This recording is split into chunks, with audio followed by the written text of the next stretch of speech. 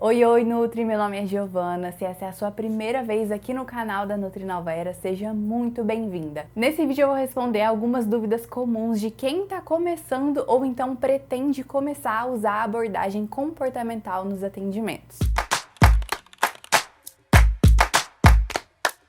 Então vamos lá, a primeira dúvida mais comum é sobre qual é a diferença, de uma consulta tradicional e de uma consulta que usa nutrição comportamental. Basicamente a diferença é que numa consulta tradicional de nutrição, o nutricionista foca no alimento em si, foca no que se come, nas estratégias nutricionais. Quando a gente fala de uma consulta que usa abordagem comportamental, além de trabalhar o que o paciente come, leva em consideração também aspectos mais emocionais, mais psicológicos, a forma como a pessoa se relaciona com a comida, as crenças que aquela pessoa tem sobre os alimentos, os mitos alimentares que a pessoa acredita. É uma consulta em que o nutricionista ele tenha consciência de que não basta só entregar o plano alimentar para o paciente ter resultado. Por trás do processo de mudança de hábitos, a gente tem várias questões que também precisam ser trabalhadas se a gente quer um resultado que seja duradouro. Então, basicamente, a diferença é essa. A segunda dúvida mais comum é: isso é uma especialidade? Eu preciso ter um título de nutricionista comportamental? E a resposta é não, não é uma especialidade, é uma abordagem, uma forma de conduzir a consulta. Isso significa que independente da sua área ou do nicho que você atua, você pode usar essa abordagem. Então, por exemplo, se você trabalha com doenças crônicas, com diabetes, com hipertensão, com certeza os pacientes que você atende dentro desse nicho têm questões comportamentais que precisam ser resolvidas para ele ter resultado. Acima da condição fisiológica, por trás da questão da doença em si, são pessoas, e todas as pessoas têm esses aspectos emocionais que envolvem a comida. Então, com certeza, com um paciente diabético, você pode usar a abordagem comportamental. Se você trabalha, por exemplo, com pacientes vegetarianos, com certeza esses pacientes também têm questões comportamentais que você pode resolver usando a abordagem NC. E eu preciso de uma pós-graduação ou então de um diploma, de algum curso específico para usar essa abordagem? Não,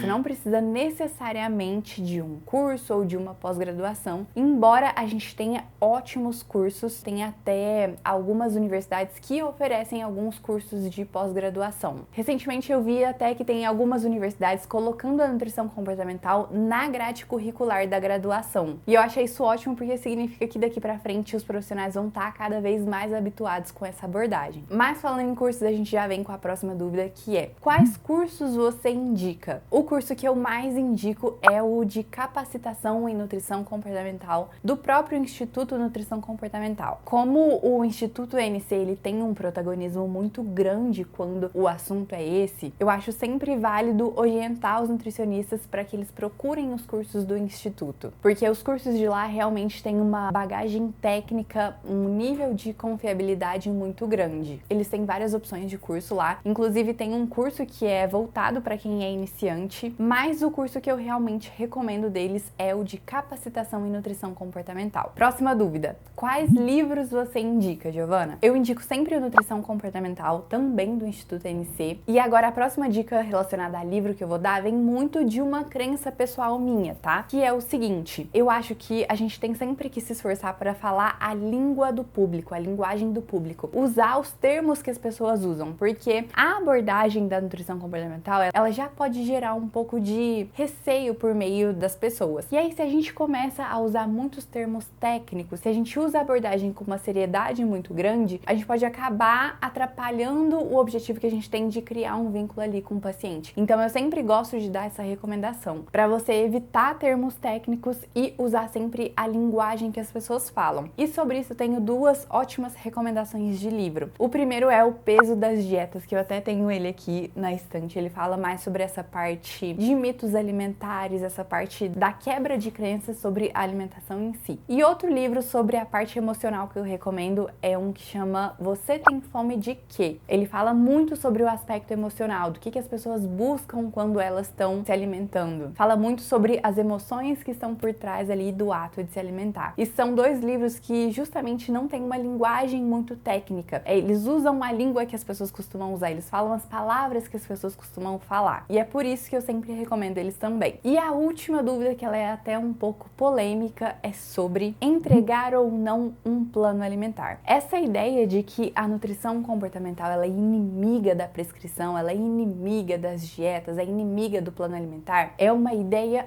falsa, isso não é verdade. E se a gente for parar para pensar, é até contraditório a gente pensar dessa forma. Por quê? Porque a nutrição comportamental, ela sempre coloca o indivíduo no centro da mudança. Então, se eu pego um indivíduo que ele sente mais segurança se ele tiver um plano alimentar para ele seguir, como que eu continuo mantendo essa pessoa como centro do atendimento se eu virar para ela e falar: não, eu não vou te passar um plano alimentar, eu não vou prescrever uma dieta para você? Dessa forma, o profissional ele vai acabar tentando encaixar a pessoa na forma de atendimento dele. E não é isso que a gente tem que fazer. A gente tem que se adaptar para a gente atender as necessidades daquele paciente. Então, se é uma pessoa que ela se sente insegura, é uma pessoa que ela gosta de ter as opções ali, ela gosta de ter um direcionamento, se é uma pessoa que, por exemplo, acredita em muitos mitos alimentares ainda, é uma pessoa que tem medo de comer determinados alimentos, esse tipo de pessoa vai se adaptar melhor se tiver um plano alimentar. E o que o nutricionista pode fazer em relação ao plano alimentar usando a abordagem comportamental? Pode criar um plano alimentar mais flexível, um plano alimentar que não tenha horários específicos, que não tenha a questão de pesar os alimentos, que tenha mais opções. É totalmente diferente você entregar um plano alimentar e falar pra pessoa: olha, foco, força e fé, hein? É pra seguir isso aqui direitinho, o orgulho da Nutri. É muito diferente você fazer isso do que você entregar um plano alimentar e falar pra pessoa assim: olha, isso aqui é pra te dar um norte, é pra te dar um direcionamento, é pra que você tenha opções, pra que você se sinta mais seguro. Embora esse plano alimentar ele tenha sido feito pensado na sua necessidade, na sua individualidade, não significa que você tem que seguir exatamente à risca. Então você consegue atender a necessidade desse paciente de ter mais segurança, de ter o plano alimentar ali, sem reforçar essa ideia de foco, de alimento proibido e permitido, de quantidades. Deu para perceber essa diferença? Então não. Para atender com a nutrição comportamental, você não precisa deixar de entregar um plano alimentar. Você vai adaptar isso ao paciente. Você precisa ter essa leitura. Se é uma pessoa que vai se adaptar melhor com um plano alimentar, se a pessoa está pedindo isso, ou se é um paciente que ele já tem mais conhecimento, ele já tem mais informação, ele já tem mais autonomia, ele já tem mais experiência. É um paciente que já ouviu falar da alimentação intuitiva, ou é um paciente que ele já está mais familiarizado com a questão de ter uma alimentação ali sem dietas. Então, da mesma forma que a gente não quer encaixar os pacientes numa caixinha, a gente também não pode querer encaixar o nutricionista na caixinha do atende com dietas ou atende sem dietas. A nutrição comportamental não é sobre isso, certo? Então eu trouxe nesse vídeo aqui as dúvidas mais comuns que eu recebo das nutricionistas lá no Instagram e eu espero ter respondido de uma forma clara. Se você tiver alguma dúvida que eu não respondi nesse vídeo, pode deixar aqui nos comentários que ou eu respondo ele nos comentários mesmo, ou então eu faço uma parte 2 aqui desse vídeo. Então eu vou ficando por aqui, vou deixar aqui na descrição o link do Instagram para caso você não conheça, você começar a acompanhar os conteúdos por lá também. E vou deixar também o link da nossa plataforma de materiais sobre comportamento alimentar. Para caso você queira usar essa abordagem aí nos seus atendimentos, você ter mais segurança, você ter mais facilidade com as ferramentas da Nutrinova Era, que são ferramentas mais voltadas para essa parte comportamental da alimentação, certo?